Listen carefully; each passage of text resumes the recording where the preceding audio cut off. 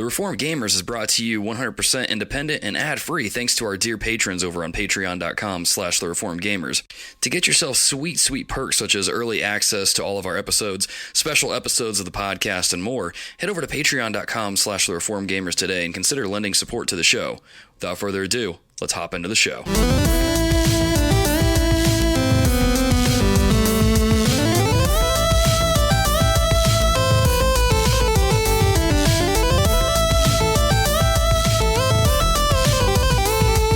Hello and welcome, dear listeners, to episode 151 of The Reformed Gamers, the show all about theology, video games, playing Super Nintendo games on our Nintendo Switches.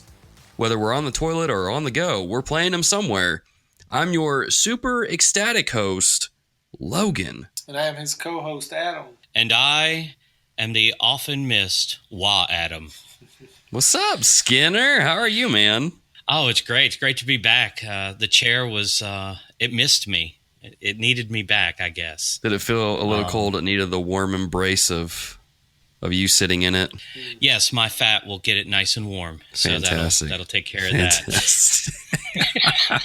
We were talking about office jobs a second ago in the pre-show, and I tell you what, becoming a pastor and sitting in the office more than I'd like, I'm not going to lie, I put on a couple, LBs myself, so it happens to the best of us. That's when you just tell the pastor, hey, I need to go out and do some research real quick, and then you just walk around Walmart for 2 hours or whatever, or you go take care of some errands.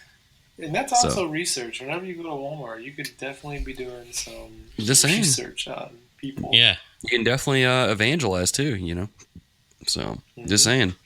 What's funny is I know that sounds bad because people think that we're like abusing company time or anything like that. But for real, like I go to this gas station in the post office just about every day, spending money that I probably shouldn't be, which my wife will chastise me for when she listens to this. But it's also cool because like you make friends with some of the people that are working there, and then you can open up doors of the gospel. Like this one guy at this gas station, we talk about Borderlands and video games every time I go in. So it's pretty rad. It's fun stuff. Being a pastor is kind of cool how you can freestyle it. But yeah. How's it going, dear listeners? How's it going? Just to let you know a few things, because I don't know. I'm pretty sure I mentioned this. If you listen to the end of the show and you get to the credits and all that jazz, you know that Skinner is our editor with, what is it? What'd you say kind of protective services it was when you blocked out that Reco that I did that I shouldn't have Reco'd a couple episodes ago? That would be the Deer Ear Protective Services. That's it, Deer Ear Protective Services, the DEPS. But no, Skinner's or cool. DPS for short. Or DP. Ooh, that's game related. I like it. But Skinner also edits the show, puts that all together, makes us sound good and stuff. So Skinner is really part of the show. He's part of TRG and making this content good and pleasant for your ear holes. So we're excited to have him on to discuss the movie Detective Pikachu, not the video game, but the movie. Pika-pee! There you go, man. And so we're going to talk about that, dear listeners, as always with these kind of things when we go deep into the stories of the movies or games that we're playing. Play game, whatever. You get the idea. We'll give you a spoiler warning before we get into it, but for now, you can just kind of sit back and enjoy the ride. And now, as always, before we get into the show, a little bit of housekeeping. I don't know. YouTube content's going good. Go check it out. YouTube.com/thereformedgamers. If you like what we do here on the show, go over to patreon.com/thereformedgamers. And if you don't want to support us financially, you can just go over to your podcast aggregator of your choice and leave a rating and review of the show. It goes a long way in helping us get in front of more people and telling people about us. Or you could just tell people about our show. Just go to some random, let's go to Walmart for 2 hours and tell people, have you heard the goodness that is TRG? And then when they ask you what it is, you pull out your phone, play the episode really loudly. Play episode 150. I don't know, play this episode. But hook them up. Bless people with their ears, with the show, and all that jazz. I think that's it for housekeeping because I don't have nothing else. Literally, we hit that 150 mark, and I'm just like, whatever, man. Let's just do a show. Let's have fun. We want to talk about Detective Pikachu. Let's do it. But let's get into a little bit of what have we been playing. Adam, good sir, I'm being rude to our guests. We normally let the guests go first. Skinner, I'm sorry, man. You go first. What have you been playing? No, that's fine. That's perfectly fine. This is how you treat me, Logan. I swear. Guys here at TRG. You can't even follow your own show notes, man. Man, you signed a paper saying you wouldn't bring this up. He's a wild card. Oh, anyway. Yeah. What I have... Who's playing? Who are we talking, Skinner or me? Let's Skinners. go at him. Go at him. Or Adam. I don't know how to do a podcast anymore. I'm going to jump in here. Adam, take it away. Yeah, so I've been playing a couple things. Nothing really new. I do have one new game I'll talk about in a second, but still chugging through Fire Emblem 3. I'm about 13, 14 hours in. So slowly making my way through that. I'm doing something more now than I've probably done in a while. I feel like I'm balancing more games. Logan hooked me up with a few games a couple months back. So I've been balancing Fire Emblem 3, Marvel Alliance, trying to finish Days Gone before Borderlands 3. And then I got a code for another game I'll talk about here in a second. But yeah, so I've just been trying to play as much as I can, which is harder when you have a baby. But we're getting there. So eventually I'll finish Fire Emblem and we can talk about it on the podcast. Mm-hmm.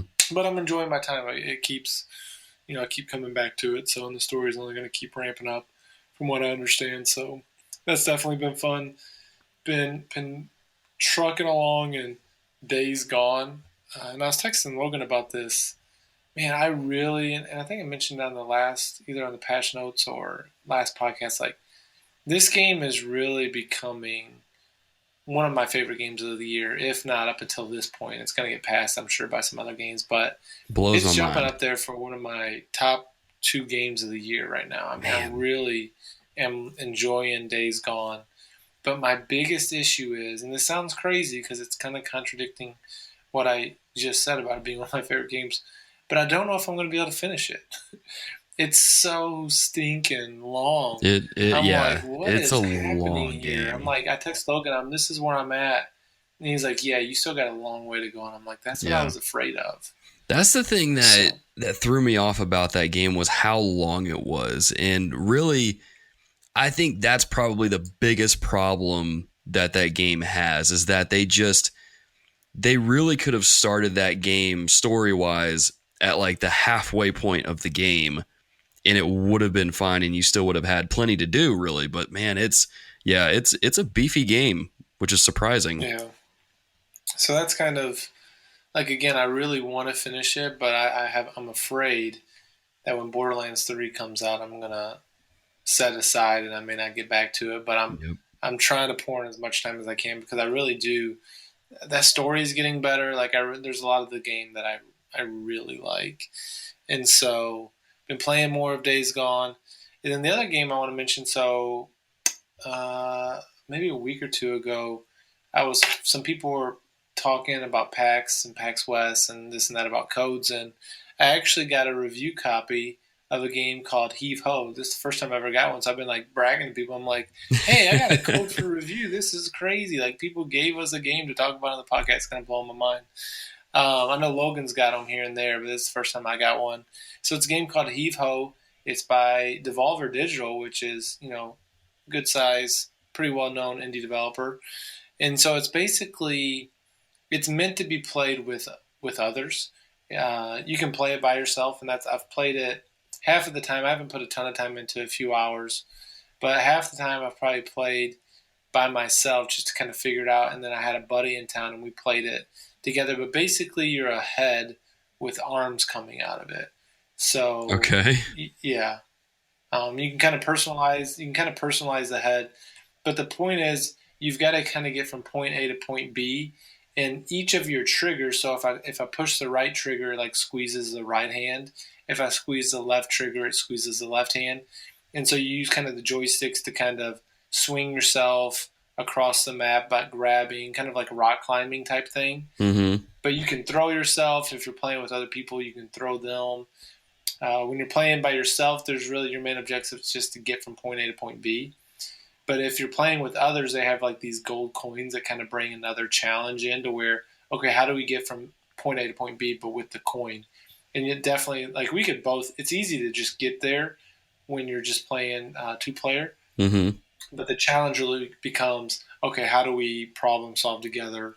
And if one person lets go on accident, you can fall, and it's a quick load. So when you die, it's not like it takes a long time to load up. It's a game like um, Celeste, where when you die, you just kind of drop from the sky again, and you kind of restart. So it's kind of quick. So you're going to die a lot, but it's also going to jump you back into the game a lot. So it's goofy.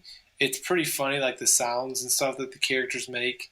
It's definitely like a little indie game. It's not like a full, like you're like a third party or first party type game. There's not like a ton of story. It's just like, hey, if you got a game, if you're looking to play a 4-player game or 2-player game with your wife, like a fun game, it's a good little party game for a group of people. And again, I've enjoyed playing it by myself. There is a decent little challenge there, but you're going to get the most out of the game.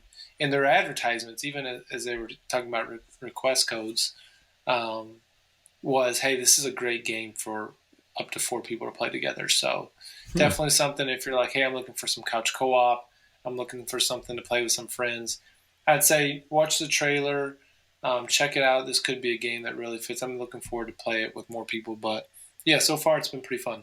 Right on. And what system is that on again? It's on Switch, PS4, maybe Xbox also. I've got a copy for Switch. Gotcha. So. Cool. Right on. Skinner, man, I try to say your turn and you're up. Words are hard. Man, go for it. What have you been playing?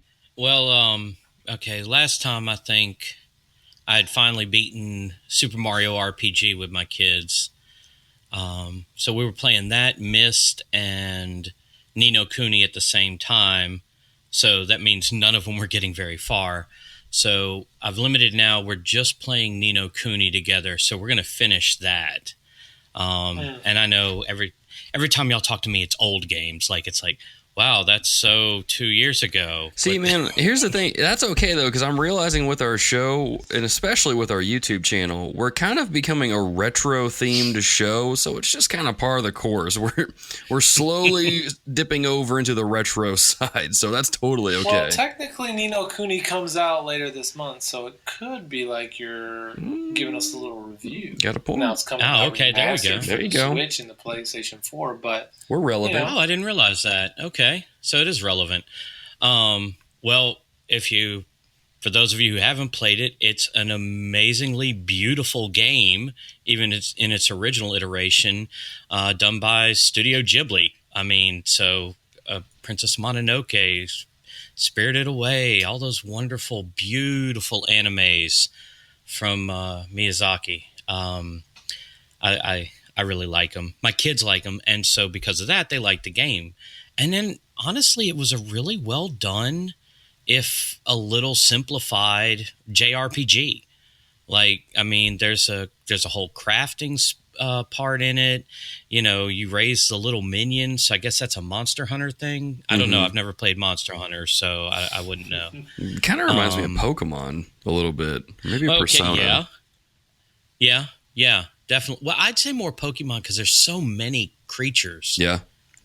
That you can collect and then raise. Yeah, you can evolve them. So it's like Pokemon's thrown in there. So it's just a really good JRPG.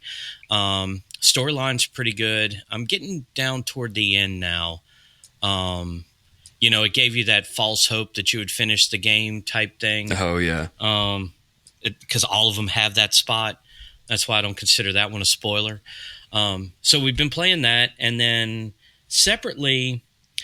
I listed Injustice 2, but it's probably not the one you're thinking of, because I did get it for the Xbox and I've enjoyed playing it, but I've actually been playing it mobile on my iPad. What? I just said mobile. Yeah, I'm playing a mobile game. It's okay. I've got one to bring up later on, so we're in good company. But for being a mobile game, it's an actual fighter. Like, it's not another puzzle game. It's an actual fighter. Of course, controls are simplified because it's touchscreen.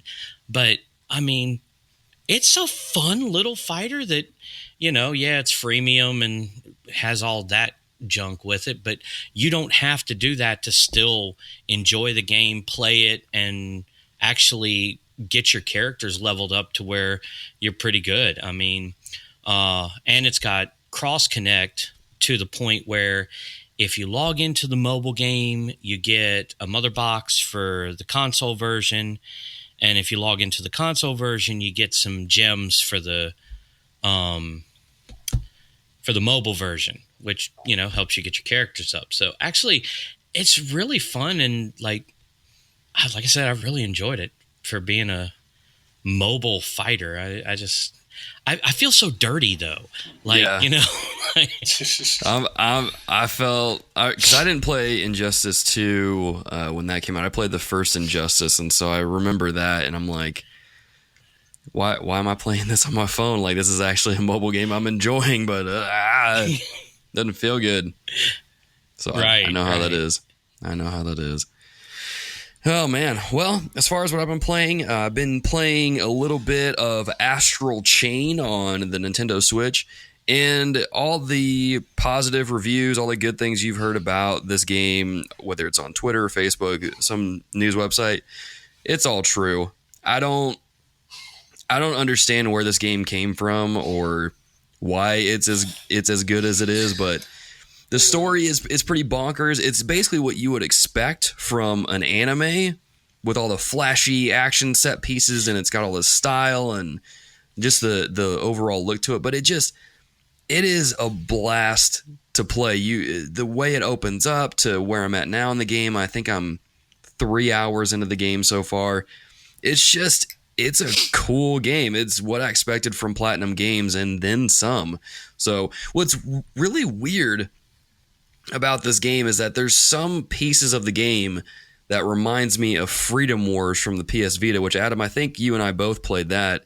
Yeah. And it's not so much in the way that you fight enemies like a Monster Hunter style game. It's more how you customize your character, some of the music, and then just the way that some of the different things look in the game. It reminds me of Freedom Wars in that regard. But man, it's a fun game. I am having a great time with it. And is it like Bayonetta without the inappropriately dressed woman fighting demons? Oh yeah, it's a lot like that. Yeah, if you've played anything like Bayonetta, which good Christians don't play Bayonetta, I'm just joking. For those of you that don't get my sarcasm, I'm joking. But if you've played that, if you've played Devil May Cry, if you've played I'm trying to think of some other games that would be like that, and I can't think of any. But if you played a game similar to those, the combat's going to feel very similar in that regard, and you'll be able to pick it up pretty easily. And what's cool is you have this little companion sidekick called a Legion, which is like this kind of weird creature thing that you can use and control that's connected to you through the chain, which is, you know, the name of the game, Astral Chain. And you can actually control that by holding down the left trigger and moving it around. So you can actually chain enemies to the ground so you can get some extra hits in. You can actually clothesline enemies that are charging at you, which is really fun to watch. And you can just do a lot of different things where you throw the Legion out to attack enemies, and when he's about to get hit by this super powerful attack, you can actually pull on the chain and pull that Legion back so they get out of harm's way. It's so stinking cool the way that they were able to essentially let you control two characters at once, and it works surprisingly well. But yeah, so I don't really have anything negative to say so far about the game. I'm really, really enjoying the game. So can we pause for a second while I go look up some videos? Because you got me like super intrigued. Dude, right go now. for it, man. Yeah, if you want to look up some videos, go for it. But yeah, like I said, this was a game that wasn't even on my radar for the longest. I don't think it was on a whole lot of people's radars. But then the early reviews were coming out. Some of the gameplay videos were dropping, and we heard that the game's actually really good. And it's like, wait a minute, what? But yeah, it's super, super good. I'm really enjoying it. But my other game that I've been playing a lot of is actually Doom from 2016. It's I mentioned this briefly in the last episode that I played the original Doom because they ported those over to the Switch, PS4, Xbox. And so I played through that and was like, this is okay. I can see how this would be really awesome back in like 1993, which is when I think it came out. But I'm going to see how the new one is. I'm going to try and play that game again because I've tried to play it multiple times, and it moves way too fast for me, and I kind of got motion sick. But I don't know what happened from the first time I tried to play this game to now. But when I jumped in and the music kicked in and I got the shotgun and I was going through Mars and just shooting demons left and right, I'm like, dude, this game is ridiculous and fun and I'm digging it. So Nate McKeever from Backlog Breakdown, dude, yeah, I agree with you. This game is really stinking smooth. Now I know that the content might be a little bit questionable considering you're basically the Doom Slayer killing demons. There's blood. It gets pretty graphic, especially if you get the chainsaw. But I mean, I'm having a lot of fun with the game. It's crazy good. I mean, it's definitely rated M for a reason, but it's. Did you see the announcement of Doom 64 coming out on this week? I did see that, and I got so hyped. I was like, yes, because I had heard a rumor that it was getting ported to the Switch, and I was like, oh man, I hope that happens. And then when they announced it during the Direct, I was like, yeah, boy, I'll be picking that one up for sure. So, but yeah, it's a really good FPS game. Really smooth controls, really smooth mechanics. Just fun to just kind of shut your brain off and play, and just enjoy. But yeah, Doom 2016 is a pretty cool game. And then the last game that I've been playing, and this is why I said it was okay for Skinner to bring up a mobile game, because I too have been playing a game on my iPhone. And this actually came from a recommendation in our Discord chat for patrons. Someone got in there and was asking for recommendations for a mobile game because he was going to be on a trip. And Game Dev Story got brought up. And I was like, oh yeah, I've been meaning to play that. I'm going to go look it up in the iOS store. It was only $5, so I picked it up, started playing it. And yeah, I should not play that while I'm at work. It's oh yeah, it's very addicting. Like, it's cool to, for those of you that maybe have never heard of this game, Game Dev Story is basically you start out as a small game development studio and you basically just make games. You fulfill contracts with other studios to work on like character designs or sound bites or things like that. And as you continue to release games, you get ratings from critics and from gamers, and you obtain a fan base. And I just got to a point where I moved into a bigger office so I can hire more developers.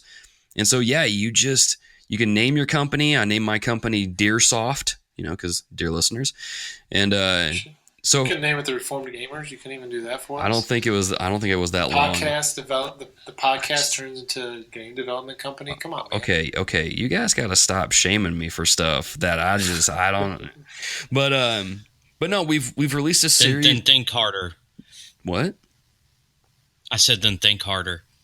Dude, words are hard. Thinking's hard. A lot of things are difficult for me. The only reason this podcast made it so far is by the grace of God. But yeah, so far my studio's released a couple of robot adventure games. The first one was what was it? It was like Robopocalypse or something like that. The Quest for Love. I don't know. It was something like that. I watched the Invader Zim movie recently. And their like helper robot thing asked what love even is, and so I thought of that. But yeah, we released a series of robot games that all did terribly. And then we released a ninja game, kind of like Sekiro, and now our studio is booming in the game. So it's a cool game for $5. I think it's worth picking up and checking out and playing and enjoying. It's pretty simple, but it's a lot of fun. I'm really enjoying it. I don't think game development is anywhere near as easy as what it is presented as in the game, because it kind of looks like they're all on a bunch of remaster machines going beep beep boop bop. But yeah. That's not what game development is? It might be. I don't know. Let's get Bill Gardner back on here and ask him. Your first game was called RoboVenture Quest for Love. That's it. Thank you, because I brought that up in the Discord chat. That's right. Awesome. Yes, you did. Awesome. Great game. I loved it. Not a lot of people did in the game, though. But oh well. Greatest of all time right there. It really is. So that's what Wesley said, we'll go with him. He's a great encourager. So guys, what have we been reading? I guess we'll kind of keep the format the same as the last segment. Adam, man, what you got? Yeah, so still doing the George Mueller biography that I mentioned on the last podcast, but something I read this morning just in my personal time with the Lord, Psalm 12 verse 7. So just in life transition, we've talked about it, I think, some over the last couple of weeks, of just like, man, ministry is, I can go from a high to a low in about 2 questions, where someone's like, oh, I just had a great conversation with the guy, and then they're like, hey, do you know where this is? And you're just like, no, I feel like I should, because it's my role. Yep. But, you don't know what you don't know until you really get those different questions. And so just as I've been wrestling with just the transition, and again, thankful that we're here. I know God's got us here, but it's really just, it's a trust issue of, okay, Lord, do I really trust that this is where you've led us? Do I really trust that you've called us to this church?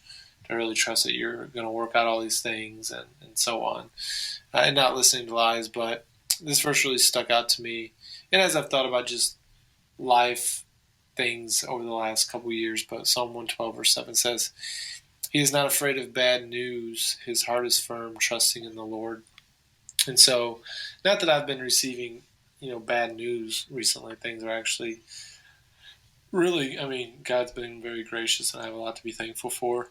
But just that idea of like, man, if I can trust the Lord, if my heart is firm and trusting in him, like, I don't have to be afraid of bad news. Like, life has its ups and downs. Like, we've had our seasons of life where we've got bad news. And this really stems even out of a conversation I had with somebody in our church who, they recently lost a job, and they're in transition, and they're moving, and all these different things.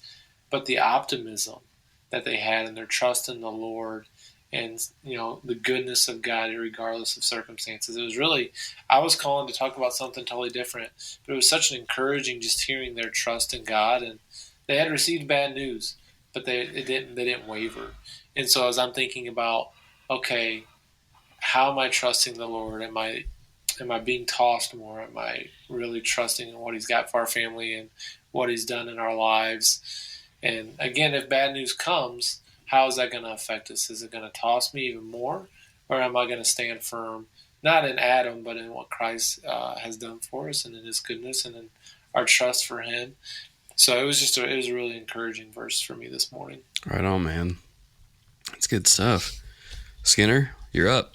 That made, I wrote the one thing down, but this makes me think of, we were going through a series on, the marks of a healthy church type thing. One of the things they brought up that, a healthy church is going to have is older people who have suffered and whose gray hair can teach us many things about how to deal with suffering.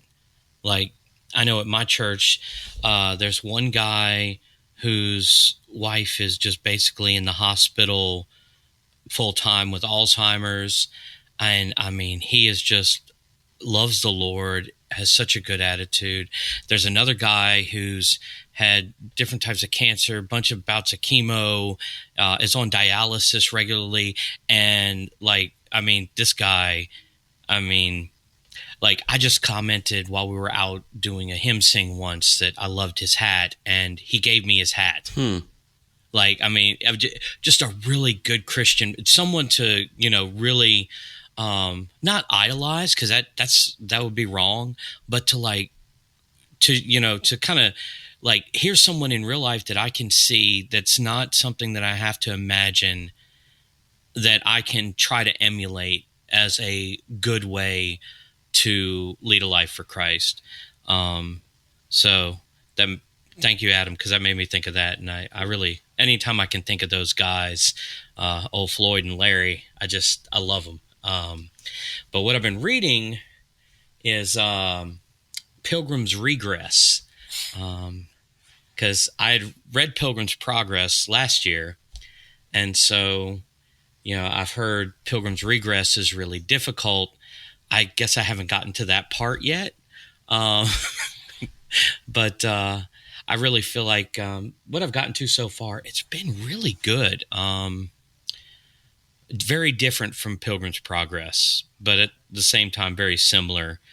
So I've been enjoying that. It's kind of still early on, so I'm still meeting some of the characters, such as Enlightenment, who didn't really say much of anything, but knew that science was the way, even though he couldn't tell you why the landlord didn't exist. But, have you read the Pilgrim's Regress? I haven't. I haven't read that, and I haven't read Pilgrim's Progress. I don't know if that makes me a bad Christian or what, but I haven't read either one. Well, I mean, I'd been a Christian for 38 years before I read it. Okay, I can't say 31 years. But now that I have read it, I definitely say that's one that every Christian should read. It's really...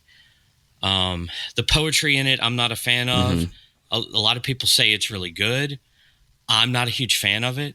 Another way you could do it is the Reformed Forum discussed each chapter all the way through in podcast form. So you could do it that way, which that was really good too. And then I think Renewing Your Mind did it once as well. Oh, so cool. It's like there's a lot of things that went about discussing it.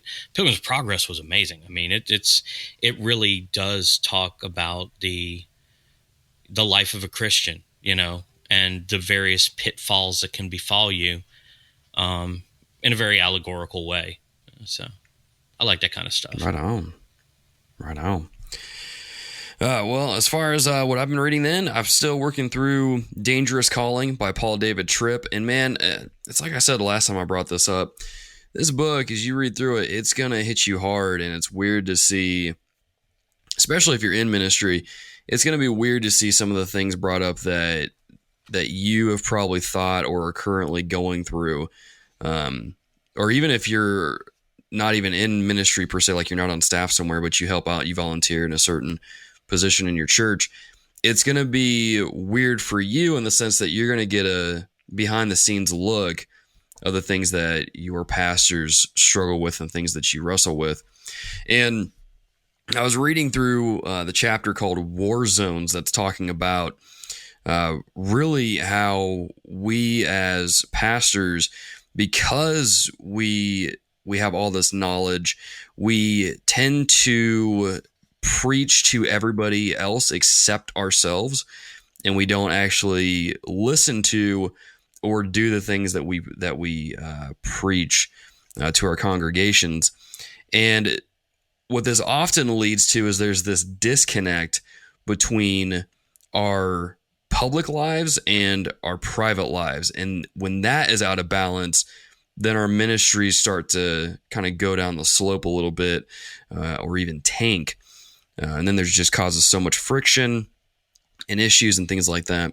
But I was reading the chapter here that was talking about the different battlegrounds that we as pastors face. And he was talking about this war for the gospel and that we should preach that to ourselves a lot. He says here in this passage I'll read, he says, "Pastor, no one is more influential in your life than you are because no one else talks to you more.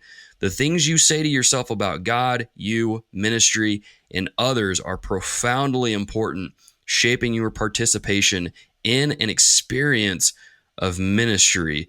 My experience with hundreds of pastors is that many sadly function in a regular state of gospel amnesia. They forget to preach privately to themselves the gospel that they declare publicly to others." And so I read that, and it hit me hard because I get into that rut. I find myself getting into that rut fairly often where I'm studying and I'm putting a sermon together and then I preach it to students. And then pretty soon I'm not really doing what I told my students to do. I tell my students to pray more in the midst of troubles. And then when I get in one of those situations, I default to reading a book or playing a video game or watching a movie or something without ever really leaning on God in those situations.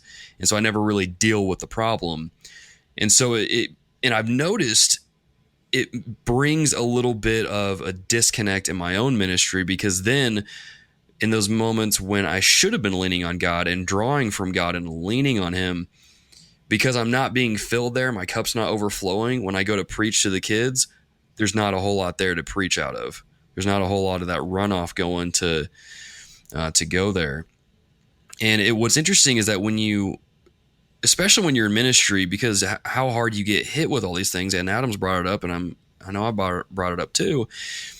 Spiritual warfare on pastors is I think is heavier than those who are not in ministry in those positions, because you deal with things like doubt, anxiety, and all this jazz that if you just get alone in your brain long enough, it gets worse. And it makes me think of that line that NF has in one of his new songs, where he says that if you, the mind is a powerful place and what you feed it can affect you in a powerful way. If you wake up in the morning and look at your face and tell yourself you'll never be great, not because you're not, but because the hate will always find a way to cut up and murder your faith. And it's so true for pastors. If we don't combat that stuff with the gospel, then yeah, we're going to get taken down. And so it's really good. It was really convicting, really challenging, really edifying too. And so I just got to find different ways to really preach the gospel to myself daily. And hopefully those of you that are listening that are pastors or working in a ministry context, or if you're serving in a ministry context alongside your pastors, definitely think about that. Just, if you're a pastor, take some time to preach the gospel to yourself, to study that and get into it. And then if you're helping out your pastor, find some times to pray the gospel over them, or help them out in that way, because that's huge. It's huge. So yeah, dangerous calling, man. Digging the book, it's kicking me in the teeth every so often, which is not necessarily a bad thing. But yeah. So now comes the time. Well, that's a sign of a good book, right? It is a sign of a good book. If it kicks you in the teeth a couple times, it's working.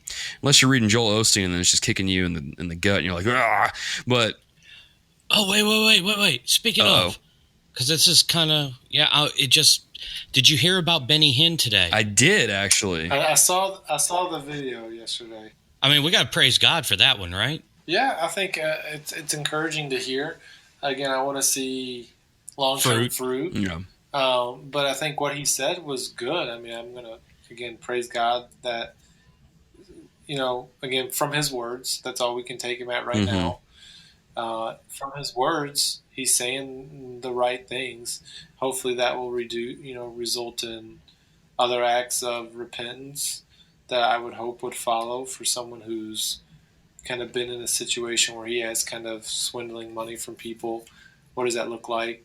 I don't have a perfect answer for that, but I would expect it's kind of giving some of that away in some form or fashion. But again, that's not for me necessarily to say. I think that there's maybe truth in that, but yeah, I'm hopeful. I mean, man, just think what would happen if God totally, legitimately changed his life. Like, that would be some big time stuff. Yeah.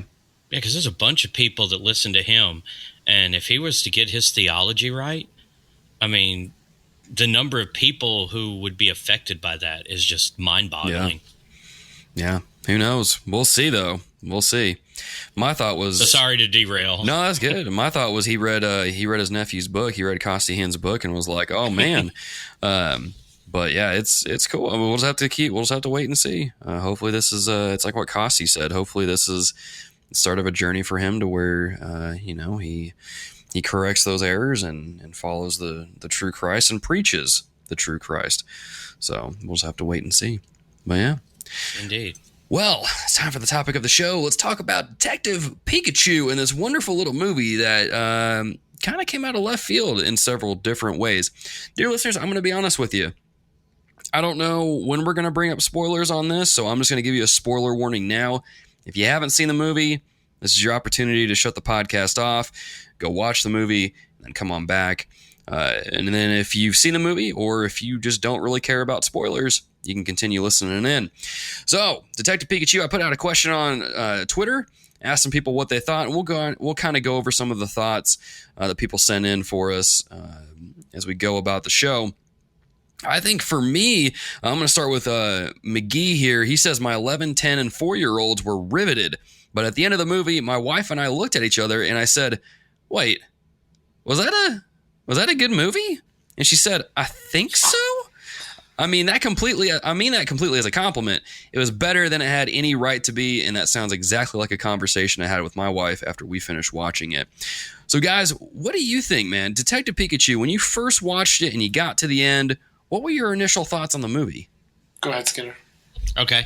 Personally, I was like him. I was pleasantly surprised. Going into it, now I'm going to not that admit that I like Ryan Reynolds stuff. So, just whatever. I'm not going to say that. But I was kind of cautiously optimistic because his last labor of love turned out well for what it was. And so knowing what I knew about this one, I was like, he's going to do it in such a way that it's going to be funny at least. And, just I got to the end of it and I saw some of it coming. I mean, some of it's just classic movie tropes. Right. And I mean, honestly, you can't get away from that stuff anymore. I mean, there's nothing new under the sun, as it were. Just about to bring that up. Yeah. But overall, I mean, I was just impressed that, like, there was only real one throwaway character, like that, like just was shoehorned in to make the plot flow. The rest of them felt like they belonged there, and like there was a reason for them to be around. To me, anyway, and we can get into that later.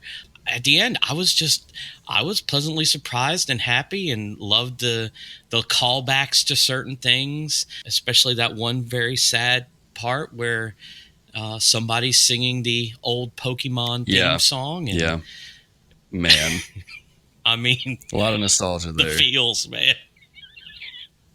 So anyway, but yeah, that was my first take was, wow, they actually did a good video game movie. I'm impressed. Yeah. Right on. Adam, what about you, man?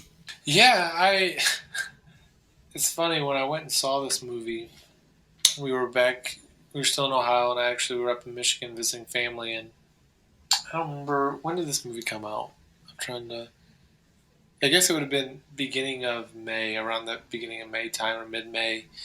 And so we're back home, and we had went and saw some movie, maybe with family, and the next day, we were just chilling out. I'm like, you know what, Hannah, I'm going to go watch Detective Pikachu by myself.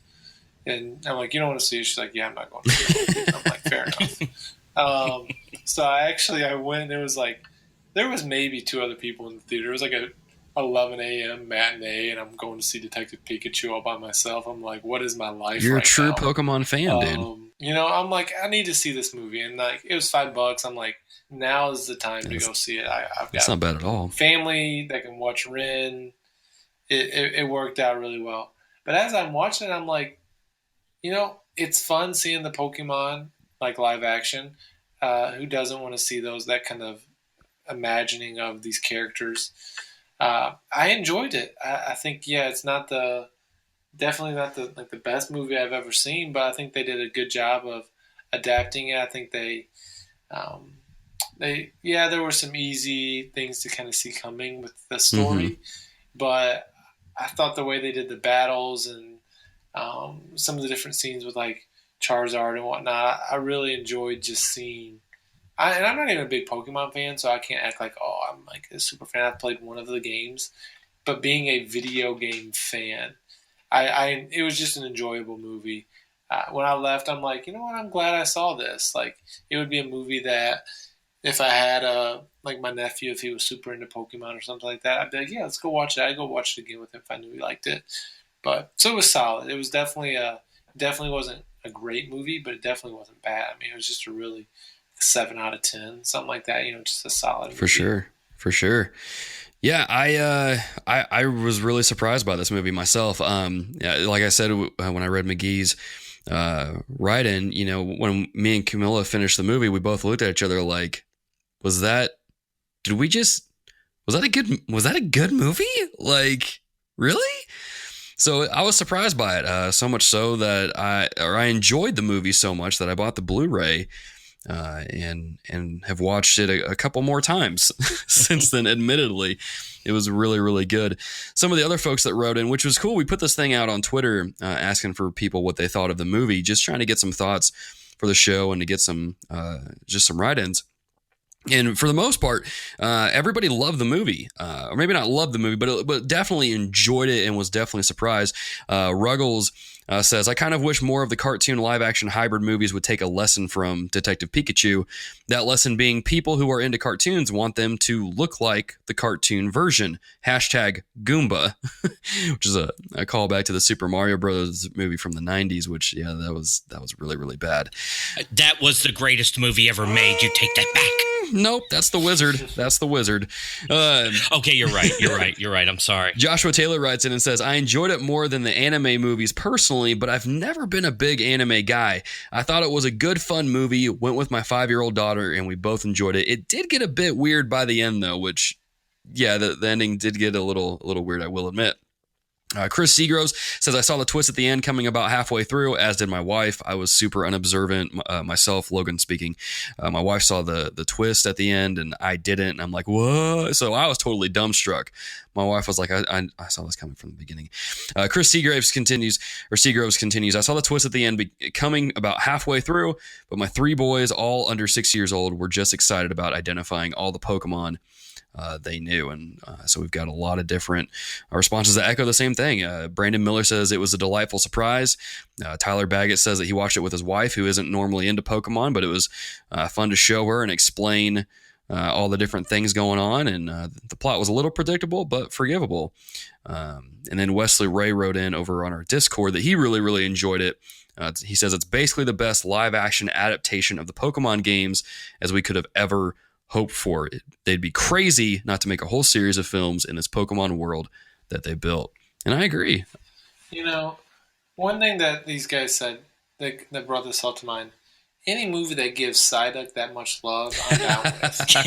Psyduck was one of the best characters for sure. Psyduck was going to be like a main character in this film, and he like is just totally there for most of the film. I'm like, this is fantastic. Yeah. I don't know. The Mr. Mime scene was pretty good too. Epic too. That one was pretty good too. Man, I watched this yesterday, and I still remember that scene when they're driving into the science facility, and Psyduck and Pikachu are both sitting next to each other in the car, and Pikachu's just like, so wait a minute, we have to listen to this music so you're calm and you don't basically explode. And he's just like, yeah, basically. And then he gets Pikachu to like massage his feet or something. Otherwise, he's going to like have a brain explosion or something. Like, that whole scene was just, I think that's the one thing that impressed me the most was that the humor in the movie, for the most part, all the jokes, or at least I'll say this, the majority of the jokes landed so well within the movie and it fit very well. And I think part of that is because of Ryan Reynolds is pretty good at humor. You know, I don't know if you guys have seen Deadpool or not, but you know, he's a bit of a joking kind of character. I'm a Christian, Logan. I know, probably shouldn't bring up Deadpool on a Christian podcast. Why didn't you take a cue from me? I did that without bringing it up. Come on, man. I just do what I want at this point. We're over 150 episodes. I just do what I want. But yeah, our morals have gone out the window. That's it. We're generally reformed gamers. So with the movie itself, because I remember when this movie was first announced, and it seemed like everyone was like, you've got to be kidding me. This is not going to be good. And then we were all kind of dumbstruck when the first trailer came out, and we were like, wait, this might be pretty good. So as far as an adaptation goes, they took pretty much everything from the Pokemon world and made it into a movie. How well do you guys think that they nailed the execution of adapting Pokemon into a movie format? Go ahead, Adam. Again, when they initially announced Detective Pikachu, I'm like, I didn't know much about Detective Pikachu. I hadn't played. So initially I'm like, why the Detective Pikachu part of it? But again, if you're going to try to make up a story, I mean, why couldn't Pikachu be a detective if he had another life? if he had to have a 9-to-5 day job like we all have to have. And so all things considered, if you because you got to take a lot of creativity. Oh, for sure. What's the word? Creative license. Yeah. I don't know if that's the right word. Yeah, creative license of, okay, we got to do something. You see it with other movies. I mean, look at Transformers and some of these other ones where, I mean, I guess you had the cartoons they kind of go off of, or some of the other board games like Battleship. They're just basic, simple things that okay, we've got to take a lot of creative license to make this into an actual movie. And I think they did as well as, and they probably had. I mean, they could have went a different direction. I mean, there is some story in them, but instead of going the traditional route of, hey, there's this boy who's trying to win a tournament, they went a different route. So I kind of applaud them for thinking outside the box when there was maybe a more traditional route that they could have went, that they didn't go that route. Skinner, what about you, man? I didn't know the Detective Pikachu game either, but I mean, I do know Pokemon. I played the trading card game. I played Yellow. I'm going to admit I did not beat Yellow because I got busy playing other games. I'm sorry. Wow. I'm a bad gamer. I can go back and play it on my Super Nintendo, though. I got the Super Game Boy. Hey, there you go. There you go. And 2 copies of Yellow. One from me and one from my wife. Well, there you go. Just seeing those characters come to life and, like, not in a cheesy way. Okay, let's take Mr. Mime. Like, he looked like Mr. Mime. Like, it wasn't like they were like, well, we need to gritty him up and, make him as real. It was like, no, this is what the character looks like. Just go with it. I think, one of the comments on Twitter was, basically saying that, like, we want to see what we've already seen. Like, that's what we want. If you're going to adapt this, we want to, that's why book adaptations are so hard, because it's hard to replicate what's already in your mind's eye. Yeah. And everybody's mind's eye is a little different. So, but going through and just seeing the way they treated the characters, like, I like the Psyduck thing. I like the fact that they made his migraine attack an actual part of the story. Like, okay, we got to keep this dude calm down or else, it's going to blow. And then when Pikachu's like, no, do it. This is the perfect time to get a headache. This is actually a perfect time to have a headache. So things like that, I'm pretty sure they didn't take the story from the game. I think that was like, I read a little bit up on it. It was a bunch of different cases to solve. Mm-hmm. But I like what they did with the story. I think they wrote a good story instead of trying to steal a story that had already been done. Right. I guess. Yeah. So, I mean, of course, it's a story that's already been done, but. Sure, but it's different because you're doing it with Pokemon now in that sense, and we're kind of seeing how that whole side plays together. I think for me, because again, I haven't played Detective Pikachu either, but I think what impressed me the most about this movie and how they adapted it and kind of did some of their own things was how they created this city where human and Pokemon, they live together. There's no Pokeballs. They just kind of do their own thing. But how they used the different Pokemon for different tasks or jobs. Like you would see the bird Pokemon being like carrier pigeons or carrying the mail or packages or something like that. So you probably have like an Amazon Pidgey system or something like that going on. But then you see the Loudrids. I had to look this up because I didn't know what this Pokemon was. The Loudrids in the underground Pokemon battle area where they were the speakers for the music. And I remember watching that for the first time and thinking, that's stinking cool. Like I never would have thought of these Pokemon being like the music, being the speakers for the music. It was cool how they managed to incorporate the Pokemon into different things like that. And it's cool. I would love to see that maybe in Pokemon Sword and Shield or some future Pokemon games. And maybe it's been in past games and I just never really noticed it. But it was cool to see how they adapted them into those different kind of tasks there. And it was cool. Yeah, I thought they did a pretty good job with adapting that franchise into a movie format with live action. And I think all the Pokemon looked fantastic. Like what you said, Mr. Mime looks like Mr. Mime. Charizard looks like what I would think Charizard would look like in the real world. Gengar looked good. Blastoise, which is one of my favorite Pokemon, looked good. They all just did a really good job overall, and so I think they nailed that, which is good. And Mewtwo. Oh yeah, Mewtwo for sure. Someone wrote in and said that it was the best adaptation of Mewtwo that they've seen, and I can't find it now. But yeah, it's so cool. Like I said, it's just Brandon the way that Miller. Brandon Miller, was that him too? Oh yeah, there it is right there. I see it now. Yeah. Yeah. Best use of Mewtwo I've ever seen, and I think I would agree, because Mewtwo had that power. It exuded that. When Mewtwo was on screen, he kind of commanded the attention in some cool ways. So yeah, definitely, they made him look very imposing and very intense, and they just did a really good job of that there. So when it comes to the movie itself, it was mainly directed at kids, but I think there's some themes that are woven into the movie that speaks to anyone of all ages, really. And so let's do this. Skinner, were there any themes in particular that kind of stood out to you that was interesting, and maybe even we could compare it to the Bible in a certain way? Well, one of the things that struck me, and this just, I'm just kind of spitballing off the top of my head because it hurts to think about, but having lost a parent, like I lost both my stepfather at 15 and my dad at like 22.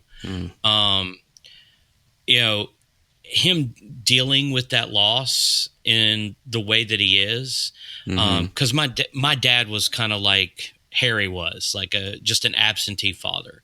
And right before he died, we started patching things up. Well, then he dies, and it's like you're dealing with all that, and just okay, we're definitely in spoiler territory now. So when you get to the end, and it's like, oh, it was Harry all along. That's why you could understand him. It was my allergies acted up a little bit. Yeah, man. So there's that theme of reunification, of getting back something you thought you had lost, which, biblically we could be, that's, God calls us back to be with him. Like that's, he did all of that just to bring us back to him. Which, I know I wouldn't have, because I'm selfish, and sure, I wouldn't have gone that far. I couldn't have given up my son, but he did. And, so that's one thing. They were real big about, they were pushing like, equality in the city, like the Pokemon and the humans living together. And while I could see that for Pokemon, because they have a little bit more personality, I think that could kind of be talked about, where we try to anthropomorphize animals in our world, and give them too much. So that was something else that I kind of was like, kind of got me thinking. Kind of like elevate, kind of like how people elevate like the worth of an animal with the worth of a human. Yes. Okay. Yeah. It makes more sense in that world, for sure, where they obviously have, personality and can think and stuff like that. So that's a little bit different. Last thing, because there was about 3 things that it just kind of caught my attention. Never give up on your dreams. Okay. Was kind of a running theme throughout, like, because he had wanted to be a Pokemon trainer from the beginning, and he could never find a Pokemon that actually wanted to work with him.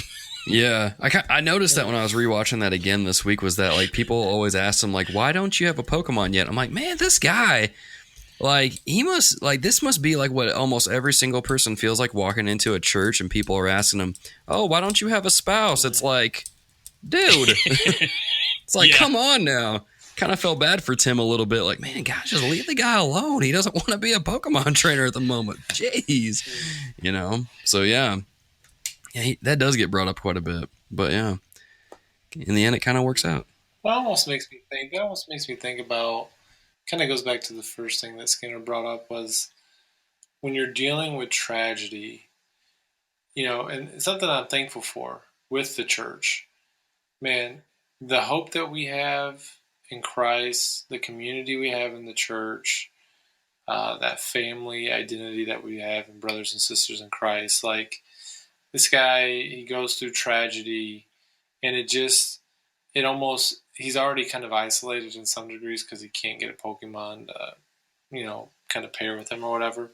And then it's just even more and more isolating. His friendship with I'm trying to think, in the beginning of the film, like with one of his friends or something like that. I can't remember. But none of his relationships are healthy anymore, essentially. And it's only made larger because of his, this loss that has happened in his life. And so I think of, if something, it makes me thankful, especially now that I'm in even a new area and we had some different people over our house tonight for dinner. And she was saying, like, man, the church is even more than we could have ever kind of dreamed of. And her husband moved up to this area, don't know anybody, it's for his job, all these different things. And so we're trying to connect and care for them. But it's like, man, when you go through hard things in life, it's not only just to have the church, but to have a hope outside of ourselves. It goes back to the thing I was talking about earlier with trusting. We're able to, and it doesn't mean we handle it perfectly. It doesn't mean that we always handle it even well. But thankfully, when we go through loss, when we go through bad things, having Christ, having a family within the church to care for us, it just reminds me, man, how blessed we are for those things. Because when I'm watching movies more and more as I grow, I see, and even in our world, you see the brokenness of the world, of sin, of lost people around us. And again, even as you watch this movie, you just see, man, what if this guy had a community? Again, doesn't ever really talk about the church and Pokemon, Detective Pikachu, but like you just think when we go through loss, like it's just vastly different than the world does. We don't push people away. If anything, it tells us that we're supposed to be drawing near to others. But yeah, that as Skinner was talking about that, and as I was just thinking through this, because the movie does speak a lot to loss and how you deal with that and some of those different things, and so that just kind of brought some of that to mind as Skinner was talking. Oh, man. That's good. Yeah, you mentioned there, church wasn't really mentioned. It kind of makes me wonder if there's even any kind of like religion going on in this world that they crafted. And I think about that because several times Pikachu mentions that hope is what brought them together. There's this force out there called hope, and it's bringing them together to find Harry. And I'm like, in a weird way, you're acknowledging that there's some kind of sovereign force out there governing all of this stuff together so you guys can solve this case. I don't think that's called a hope. No. I get this is a fictional story, but again, it's kind of getting me in that mindset of Paul when he goes into the Areopagus and he's like, you guys have a statue out there that says to the unknown God. I know who that God is. Let me tell you about him. And I'm just kind of like, Pikachu, that thing isn't necessarily called a hope, but that was just kind of an interesting thing that they do in a way acknowledge a type of pseudo religion kind of thing, or at least some kind of force out there, but it's called hope. And it just kind of made me think about how, we just tend to kind of suppress that truth in our world where, we don't really say it's God. We say, oh, well, it's hope or goodwill or good vibes or stuff like that. We don't really attribute the good things that are worth attributing to God as that's God doing it. But yeah, it was. You know why that is, right? I'm sorry. You know why that is. I'm thinking of Romans 1 right now, and all that. Yeah, because if they had to admit that God was there, then they'd have to admit that they need to listen to him. Yeah, that's true. Tricky thing. to admit God's existence, because that has a pretty big impact on all areas of life for sure. So there was that stood out to me quite a bit. Now, Skinner, you brought this up earlier about how Harry was basically with Tim the whole time, and that actually got me to think about how oftentimes we as Christians, we go through life and we're going through struggles and stuff, and we don't necessarily know that God's there, or we don't necessarily feel it, but He is there. Because I was sitting there thinking, I'm like, man, Tim's looking for his dad this entire time, and we don't know this until the end. Or at least I didn't, because I'm not observant and I didn't catch on to the whole thing that they were hitting at. But, his dad was with him the whole time. And a lot of times I feel like we as Christians, we kind of go through life and we're wondering like, man, where's God at? Where is God? Why is He not here? But He's right there the whole time, and we often don't necessarily see that until we get to the end of that journey or that situation. And we look back and go, oh, snap. He was there the entire time. That's how I got through to the end. So I don't think this is what the directors, intended for this to showcase, but it's interesting how you can see that happen in the movie and how that relates back to the biblical worldview. So just some cool stuff. I think it's interesting how the movie put those themes out there as well. I don't know if you guys have any other kind of thoughts or remarks, Adam. I don't know if you have any. No, I think one thing I was thinking, again, as we were just kind of discussing, I think of like the end as this idea of hope. The enemy, the brokenness. So he had this broken body. He had this. He was kind of in like a wheelchair, but his whole reason for wanting to kind of control Mewtwo at the end was, I can have kind of the best of everything. I can have the physical prowess, but also the mind control.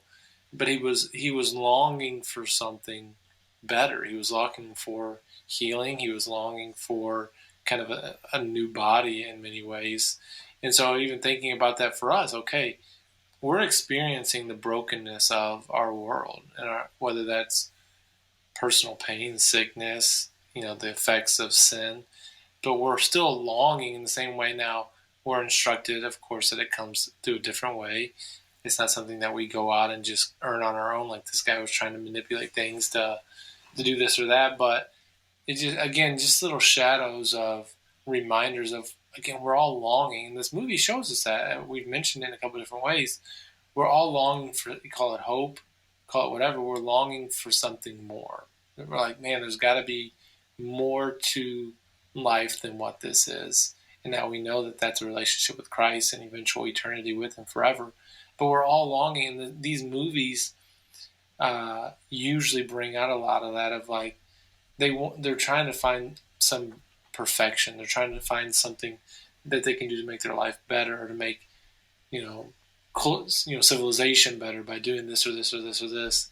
And so just that theme of, man, they're longing, and he thought the best thing to do was to get this guy and kind of jack up everything else. But for himself, it was perfection for himself, really. But I don't know. There's just a little bit of something. It's kind of almost like he tried to become a god, essentially. When you think about what all that Mewtwo can do, Mewtwo is like one of the most powerful Pokemon, and so it's not necessarily his longing for healing was bad, but it's just kind of, I guess, how he went about trying to get it was bad and proved to be his downfall. Yeah, man, good stuff. Skinner, what about you? Indeed. I don't have anything nearly as good or as deep as that. That was good, Adam. We talk about the best use of Mewtwo. What about an amazing use of Ditto? Oh yeah. Yeah, how they because she worked for I can't remember the main guy, the main bad guy, yeah. Doing all the shape shifting and stuff. That was pretty cool. It threw me off a couple times. Again, I'm not observant, so I was like a kid in the candy store the whole time I was watching this movie. My wife saw everything coming a mile away because she has those powers. But yeah, I thought that was cool. It threw me off a couple times. It was really, really neat. I didn't expect them to do that with Ditto in those times. Yeah. So there was that.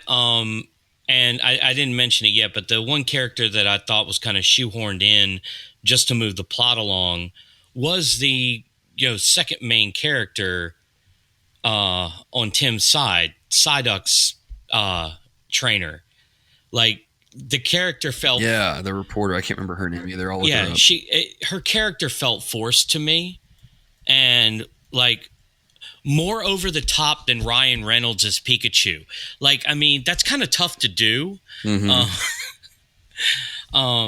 And then the last thing was, I thought, one of the greatest movie references of all time by playing a movie clip that doesn't actually exist from another movie that used that clip extensively. And that was the clip from Angels with Filthy Souls as he's first walking into Harry's apartment. Is the movie playing on the TV. The old detective movie that he makes a comment about. Yeah, which is from Home Alone, which was made specifically for Home Alone and is not a real movie. Really? Yes. Huh. That's cool. Oh, the reporter's name was Lucy Stevens, by the way. I just looked that up. Okay, thank you. Thank you. That was gonna aggravate me. I didn't know that wasn't a real movie. No, it's not a real movie. It was made specifically for Home Alone, kind of as a joke. Yeah. And I didn't realize that. Yeah, I found that out either last Christmas or the Christmas before that. My wife is a huge Home Alone fan. It's a good movie. It really is. But so when I saw that, I like to died out. I was like, oh my goodness. So that's where the bad word was. Because I went to Common Sense Media to look up what was, coming, before I let my kids watch it. Sure. And I saw One Use of Hell. Where is that going to be at? And it's that scene. I'm like, oh, okay. They've already seen that in Home Alone. Yeah. So it's nothing really new. Wow. I didn't know. That's cool. That's cool to know. Like those little Easter eggs there. But yeah, I mean, I don't have any other closing thoughts with that. I think it was just those are the things that stood out to me. Now, we're going to come to this thing as we kind of wrap up this section, so wrap up the topic. Would we recommend watching Detective Pikachu? Skinner, what about you, man? On a scale of 5 antlers, I give it a 4 out of 5. I like it. 4-point buck. 4-point buck. There you go. I would definitely say it is worth a watch. It's not the greatest movie of all time, but it is a solid video game movie. And since those are few and far between, I definitely say it's worth it. It's family friendly too. Like I'm pretty strict about what I let my kids watch for somewhat. Or at least it used to be more so. But anyway, and, I let them watch it, and they, it was really good. Some of the jokes were over their heads, but it didn't matter. They've seen enough Disney movies to know how those work. But anyway, yes, 4 out of 5 antlers. Right on, man. Adam, what about you? I would say my thought is, if you are into video games, and I'm assuming if you're into video games, you at least have a general idea of what Pokemon is. If you have no understanding of Pokemon, I don't know if I'd say, hey, go watch this movie. But if that is of any interest, you have any history with it, if you grew up with it at all, not again, even someone like me who I've never, I've only beat the one game, and it's not like a huge thing of mine. But because I'm within the video game culture and I've played the different games and I've seen them in all of these different avenues, I think it's definitely worth a watch if you're like into gaming, nerd culture, and you're like, hey, I'm looking for a video game movie to kind of get behind. I think this is a good one to start with. So that's kind of my caveat. If you have any relation to Pokemon and interest in them, I think it's worth the hour and 45 minutes that you're going to spend watching. Right on. It should come as no surprise at this point. I definitely think it's worth watching. I mean, I bought it on Blu-ray and really enjoyed the movie. I'm honestly probably going to go watch the movie after we finish this recording again, just because I just really enjoy that movie. I will throw out a couple things with this as well. I'll say this first and foremost. I think if you're a youth pastor, you almost have to watch this because I'm sure your kids are watching it. So you need to watch it just so you're kind of aware. One thing that did kind of catch me off guard, and this was after watching it again, was like there's cussing in the movie. It's not like an insane amount where it's like, oh my gosh, you need to like have parental guidance. But it's enough there to be like, oh, wait a minute. I thought this was a kid movie. There's, and I remember that both from watching it, but also seeing Matt Crumley's writing. He said the movie was a lot of fun. Story could have been better. But Ryan Reynolds does use the Lord's name in vain twice. There's some cussing in the movie, and he just felt that shouldn't have been in a movie either. And I agree too, because when I watched it again this past week, I'm like, man, I didn't catch it the first time through. So, but again, it's the thing of this movie too. It's kind of like what Adam said. If you're into movies, you have a general knowledge of Pokemon, you'll probably enjoy it. One of our writers wrote in. Chris White, he says that the movie to him was a lot like Lost. There was this cool world that he wanted to spend hours in. But by the end of the movie, the story just didn't make sense, and it just kind of hurt the overall experience, and the ending was just too much. But that cage fight was awesome. And so it's one of those things, you're either going to love it or you're going to hate it. Or actually, as we talk about on the show before, you might be in the middle and you're just like, yeah, it was a good time, So, but again, we hear that Reformed gamers think it's well worth a watch. I'll give it $4.50, 4.5 points. I think it's a good time. I think it's a good time. I'm looking forward to another one. I hope they do another Pokemon themed movie, because if it's anything like this, hopefully they don't mess it up and it just gets even better.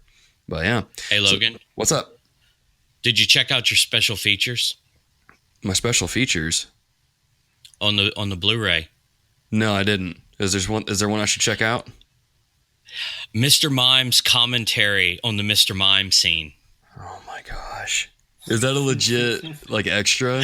Legitimate. Yeah, like it's a legitimate one. I'm going to watch that after we finish recording then. I didn't know that was a thing. My thing is like when I buy movies, I don't really check out the special features because I just don't do it, but I'm going to have to start doing that now. I can't believe I missed that. Mr. Mime's commentary. Dude, it's hilarious. How does he do commentary? He doesn't talk. Is it just him miming the whole time? Look, I'm not going to spoil it for you. I'm gonna watch spoilers here. I'm going to watch this. But I mean, which by the way, thank you so much for the code. Oh yeah, dude. You're welcome. Yeah, yeah. And it came with those special features. So I was like, wait, what is this? Perfect. How does Mr. Mime do commentary? So right on, man. We'll have to go check that out. Well, dear listeners, as always, if you've watched the movie, if you've enjoyed it, let us know your thoughts on Twitter at TRG Podcast, in the Facebook group, on the Facebook page, all the different ways that you can interact with us. Let us know your thoughts on the movie. And also let us know or if you're looking forward to Pokemon Sword and Shield coming out later this fall. Now, before we let you go, a little bit of recos, some things you got to check out, some things that are worth checking out or doing after listening to this show. Skinner, man, what are some recos that the dear listeners should check out? Well, first and foremost, and this is to myself as well as to those out there, make sure you're carving out time for family while you're doing all the ministry stuff and everything else that you do. Yeah. Even the gaming, make sure you're carving out time just for them, that's not in front of a screen. Like, here's a fun thing. If you've got an old copy of Star Wars Trivial Pursuit, play that with your family. That'll be fun times. But, seriously, and like I said, this is to myself as much as to anyone else. Make sure you carve out some family time. Injustice 2 Mobile, it's fun. It's, you can do it without having to pay for it. So do that. And lastly, which, y'all know me now, I'm kind of an anime freak. So Dr. Stone would be one that Crunchyroll picked up. So you're going to have to read subtitles, but it is so worth it. The basic premise is the entire world, every human on it was turned into stone at the same time. 3,700 years later, this science geek wakes up and is going to revive humanity. But he knows science so well that he can figure out how to make all these things basically with Stone Age tools, and how he goes about doing it. Yeah, it's actually really good. I have that on my queue on Verve. I haven't watched it yet, though. It sounds really cool. Yeah, it is. It's definitely worth a watch. My wife and I are enjoying that one right now. So right on. That's all I got this time, guys. That's it. Right on. Adam, man, what should the dear listeners check out? Yeah, check out Heave Ho. Heave Ho. Check out the trailer for that game. Again, you can find out the gist of it just by watching a couple of trailers and see if that's something you might want to get for some party action. All right. Well, as far as my recos, then I just have one reco. Invite your pastor to lunch or dinner or something, especially if their spouse is out traveling. If their wife is out, I don't want to say wives. If their wife is out traveling, invite them out to lunch or something like that on Sunday after church, or just hang out with them. Just have a good time with your pastor and just get to know him a little bit more and have some fun with that there. You never know what you might learn. He might be a huge video game fan, or he might hate video games, and then it'll just be an awkward conversation between you both. But hey, at least you're hanging out with your pastor, so there you go. As always, if you guys like what we do here at the show, you can go over to patreon.com/thereformedgamers to pledge your support there. Pledge as low as $1 a month goes a long way in helping us stay ad-free and continues keeping the controllers charged and things like that. Plus, you also get some sweet, sweet perks like early uncut access to the show. So anything that gets edited out in the public feeds, you get to hear it.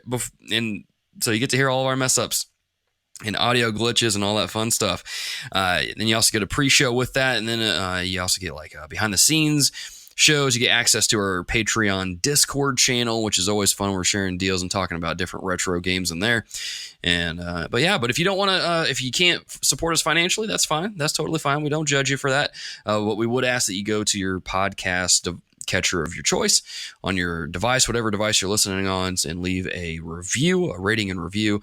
So that way it helps out with the algorithm, gets our show in front of more people and things of that nature. Or like we said earlier, just go into Walmart and tell people about our show for 2 hours. I don't know. You do what you want. But you can also go over to youtube.com/thereformedgamers for extra content. I built a PC and PC building simulator. Kind of freaked some people out before by just saying I just built a PC and made a couple of my PC gaming friends really mad at me, which was awesome. So you can go check that out over there. You can also check out Super Metroid and anything like that. So if you're playing Super Metroid on the SNES, on your Switch, the whole thing, and you get stuck, you can go check out our video series to hopefully help you out with that. As always, you can go to thereformedgamers.com for show notes, articles, all kinds of fun stuff. And as always, we highly recommend that you follow us on Twitter at TRG Podcast. You like our Facebook page, join the Facebook group. And if I'm forgetting anything, we'll talk about it on social media. But yeah, until next time, dear listeners, GG and amen. Thank you for listening to The Reformed Gamers, the show all about biblical theology and gaming. The reason the show sounds so good inside your ears is because TRG is edited by David Skinner. You can find extra content on our YouTube channel at youtube.com/thereformedgamers. The Reformed Gamers is entirely fan-supported over at patreon.com/thereformedgamers by our dear patrons. The following people are at the producer level or higher and will forever be thanked and mentioned here at the end of the show, as long as their pledge comes through each month. Those people are Alex Castellanos, David Matthews, Eric Bryant, Gareth Evans, Luke Strain, the Jet Islander Podcast, and Wesley Ray. Thank you for your support over on patreon.com, keeping our controllers charged, and fueling my addictive habit of getting platinum trophies. Until next time, GG and amen.